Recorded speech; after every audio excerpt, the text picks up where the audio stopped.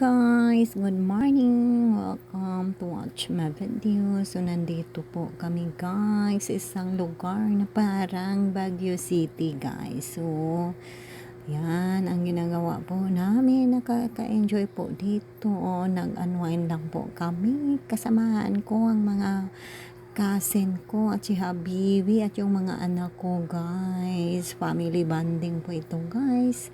So, akala namin guys, makakita po kami ng sea clouds po dito. So, wala pala kasi maulan guys. Pero sa ngayon guys, walang ulan.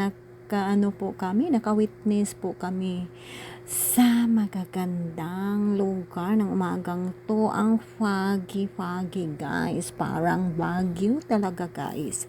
So ang ginaw-ginaw at ito, na-enjoy po kami sa pagpipicture taking.